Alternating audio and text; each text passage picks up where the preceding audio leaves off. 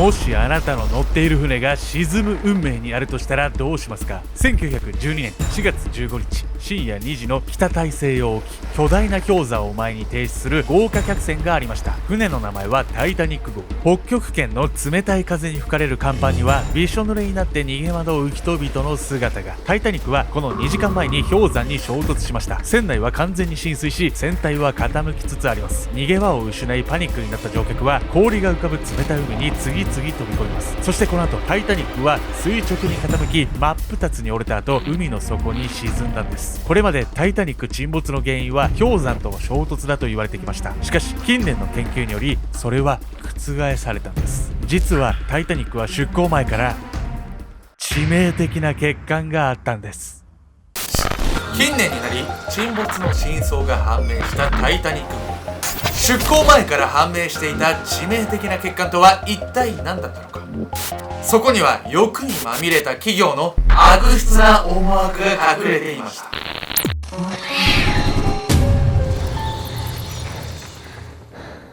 オーサス50万人突破アルゴメトリのケンちゃんです。ゆみみこです。というわけでね、やみこさん50万人突破しましたよ。いやー、ちょっと感慨深いわね、これは。日本人のね、200人に1人が見てるという計算ですよ。そう換算するとめちゃくちゃ多いわね。皆さんというかね、画面の底のあなたっすよ。コメントマジで見てるからね。だってコメントしてみ、多分ハートつくぜ。というわけでね、この動画の最後にね、重大な発表があるんで皆さんぜひ見てください。本日ご紹介するのはですね、有名なタイタニック号沈没の真相についてなんです。この沈没事故の背景にはですね、なんとね、強欲にまみれたね、ある企業の存在がね、あると言われているんです。世界最大の豪華客船。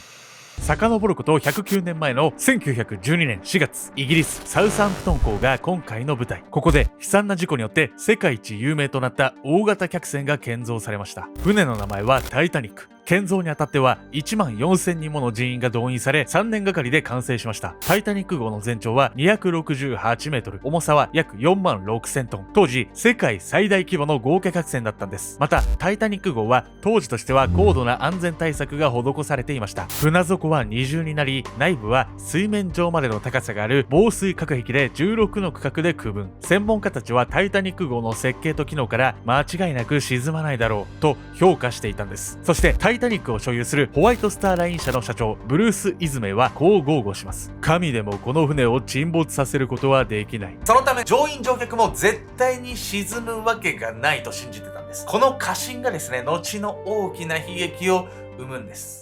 1912年4月10日、この日タイタニック号はイギリスサウサンプトン港を出港。2200人の乗客を乗せニューヨーク行きの初航海が始まりました。乗客たちはそれぞれ3つの階層に分かれて乗船。チケットの値段を現在の価値に換算すると、3等客室が約2から4万円、平均的な2等客室は約10万円、最も高い1等客室になるとなんと約570万円もしたそうなんです。1等客室はとても贅沢な作りで快適な船旅だったんですが、仮想海にあった3等客室になると蒸気機関の振動が響く狭い船室、快適とは程遠い環境だったそうです。また1等から3等までの乗客、すなわち裕福な乗客とそうでない乗客は船内で出会わないようゲートで分断されていました。なんか嫌な感じね、これね。こういうね、階級みたいなのがね、まだまだこう色濃くね、残ってた時代なんでね、まあ必然的にね、船の設計もそういう風になってたんです。そしてね、この設計自体がね、さらなる悲劇につながっていくんです。タイタニック号がサウサンプトンを出港して4日目の4月14日23時40分。それは北大西洋のニューファン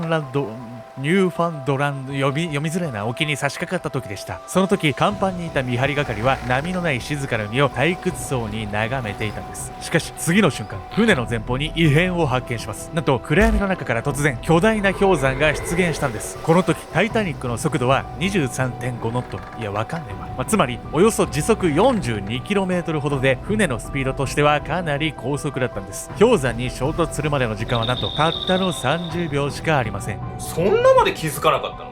ギリギリにも程があるじゃないこれ。ドーンっていうね、氷山のね、高さ。うるさいうるさいうるさい。慰謝料。ちなみにですね、その氷山の高さはなんと20メートル。ビルの高さに例えると8階建てなんです。結構高いわ。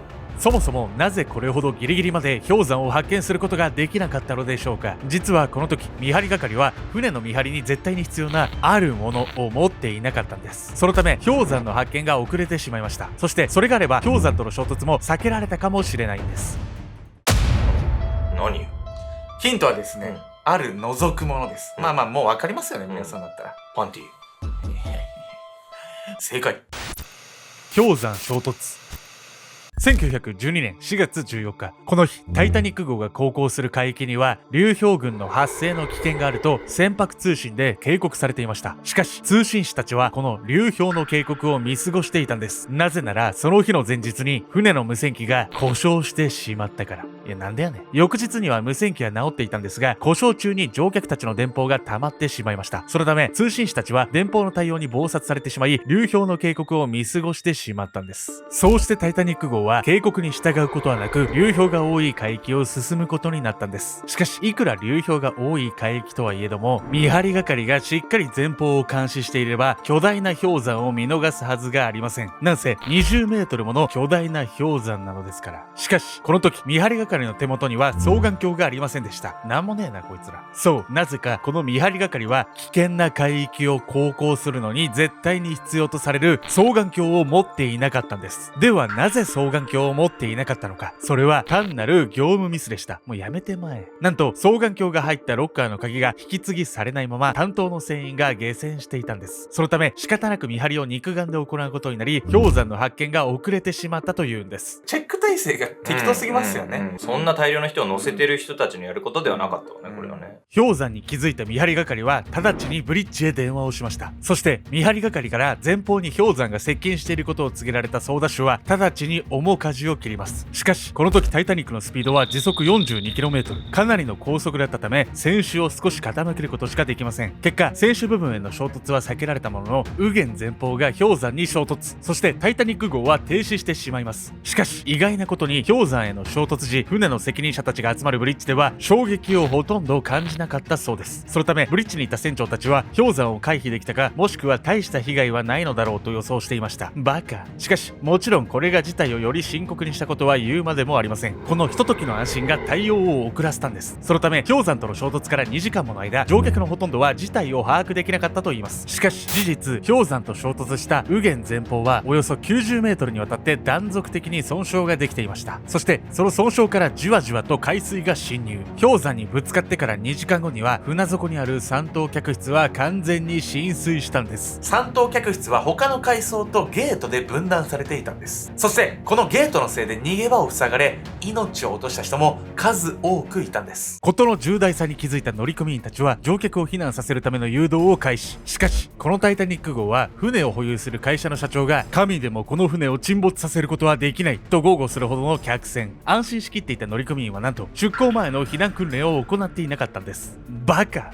そのため乗組員の多くはこの沈みゆく船で何をすべきか分かっていなかったんです。だろうな。また乗客の中にも船に乗る前から盛んに宣伝されていたタイタニックは絶対に沈まないということを信じてやまない人も多数いたんです。そのため逃げ遅れた人も多かったようなんです。しかし避難誘導が多少もたついたとしても、通常なら乗客全員が逃げれるだけの救命ボートがあるはずですが、ここでも致命的な欠陥が発覚するんです。タイタニック号は合計20艘の救命ボートを船に積んでいました。定員は40から65人。なんと20艘全ての定員を足しても1200人程度しか乗せられなかったんです。いや怖っ。タイタニック号の乗客は2200人。つまり全ての救命ボートに定員いっぱい乗せたとしても1000人ほどしか乗れないんです。しかも訓練を受けていない乗組員たちは救命ボートの総数はおろか、1艘あたり何人を乗せられるかも把握していませんでした。バカ。そのため65人乗れるボートに24人しか乗せていないボートもあったといいます。バカバカ。こうして助かるはずの人々も命を落とすことになったんです。1等客室のね人たちから優先してボートに乗せられたため、3等客室の人たちがね乗る船がね全然なかったそうなんです。ひどい話ですよね本当に。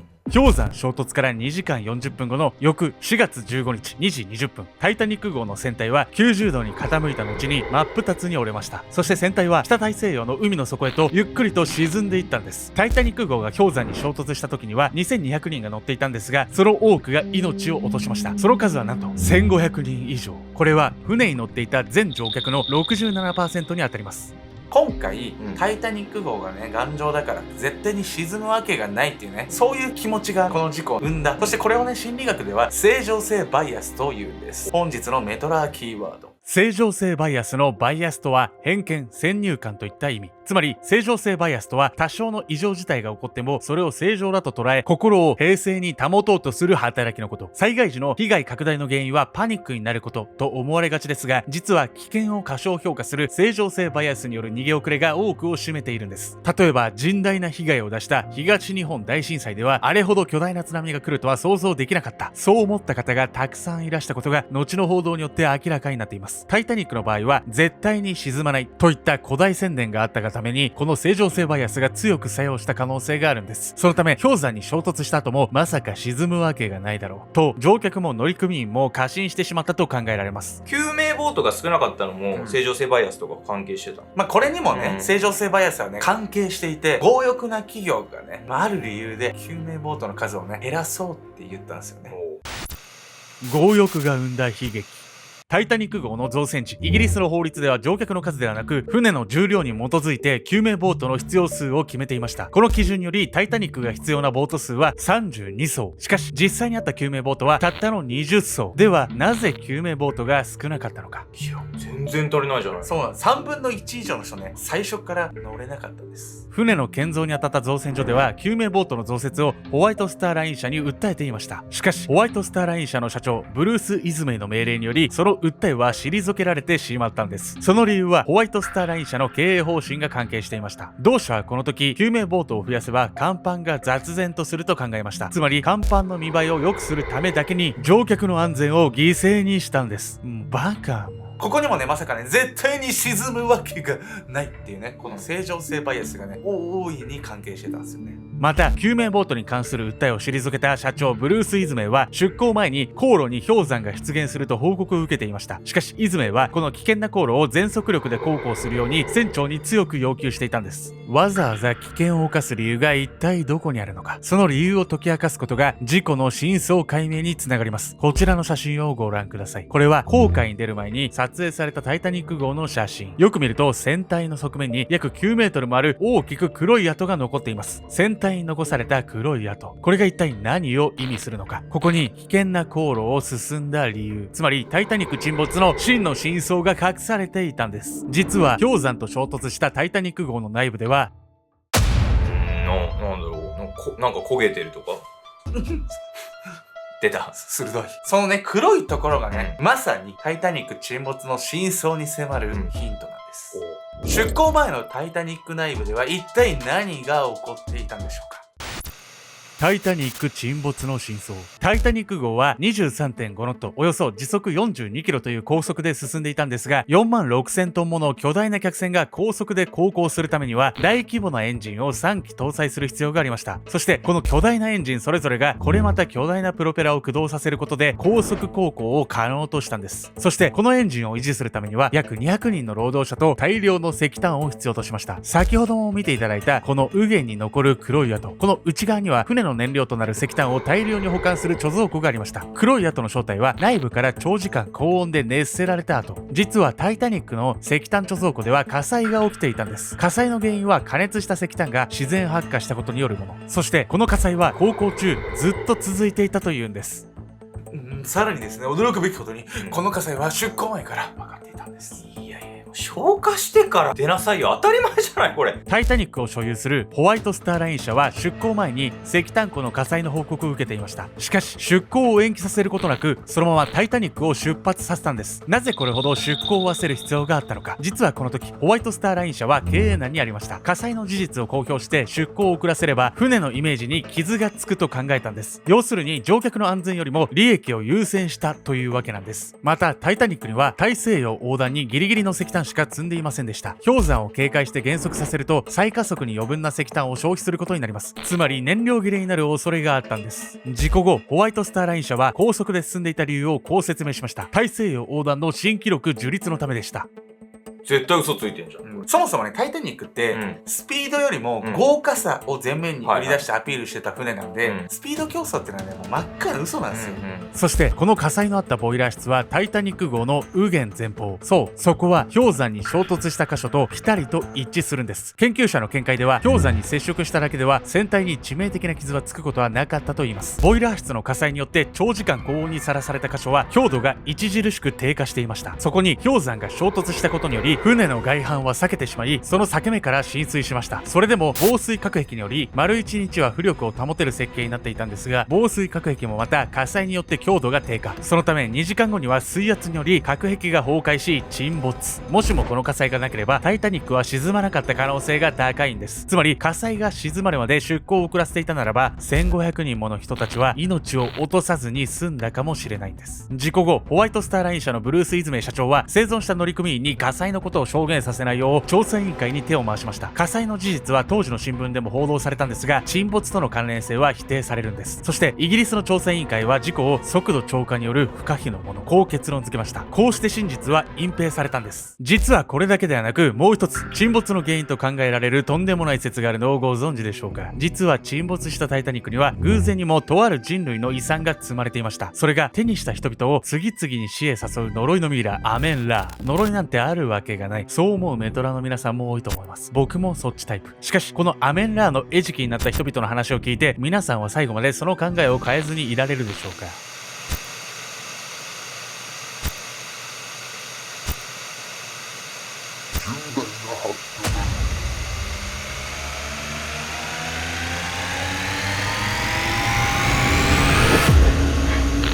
今から約280年前、とある手術によって人間が人為的にヴァンパイアに変えられたという信じがたい事件をご存知でしょうか。その手術を行ったのは裏社会で暗躍するマッドサイエンティストドクター・レクター。そしてヴァンパイアに変貌した被害者の男の名はケン。彼は今もなお不気味なアンティーク人形を片手に全ての元気をドクター・レクターを探して現世をさまよっているというんです。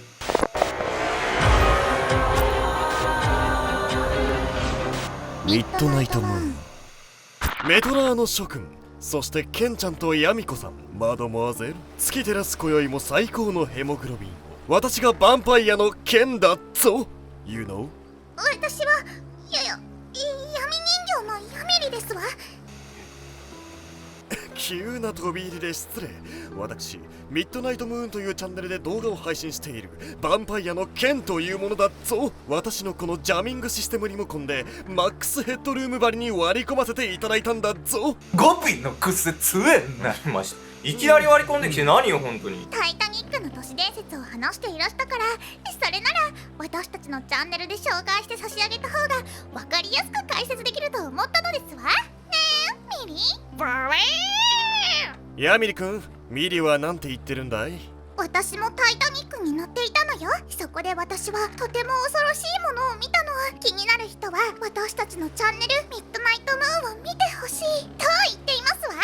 いや絶対言ってないわよこれ。とにかくメトラの諸君は今すぐにアルゴメトリーを見るのはやめてミッドナイトムーンに来るんだぞ。そして私をこんな体にした男ドクター・レクターを見つけるため、我々と共に世界中に散らばる都市伝説の真相を探す勇士ミッドナイトの一員となるんだぞ。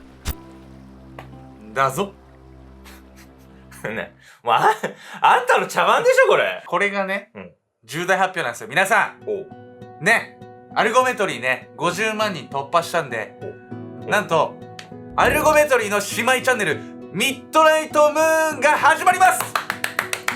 ゾクゾクした。ケンもヤミリもあんたが考えたの？考えましたよ。あんた自分のことちょっとデフォルメしすぎじゃない？あれあんたがモチーフになってんでしょ？キャラは可愛くかっこよくしただけ。どういうチャンネルかというとですね、アルゴメトリーはね都市伝説もやるし事件もやるんですけど、ミッドナイトムーンはどっちかっていうともうちょっとこう都市伝説に特化してね、アルゴメトリーとネタはね別のものをやるんで、同じものは基本的にやらないんでね、アルゴメトリーが好きな方はねミッドナイトムーンも楽しめると思うんですよね。合わせてねお願いします。姉妹チャンネルミッドナイトムーン楽しみ。私も見てみるこれ。本当にありがとうございます。いつもね応援してくださって本当大変でしたよ最初ね。もうなんかしがないよくわかんない家の近くのさカフェでなんか2人でああだこうだ言って喧嘩しながらさ、もう編集してさ、もう毎日も辛くてでもなんかやっぱねコメント来てさ嬉しくて、そうね、見てくれる方がいてこそできるわけよ。それはねさ本当優しい方多くて、お手紙もね全部読んでるし、そうね。というわけでねアルゴメトリーミッドナイトムーン今後ともよろしくお願いします。来週も。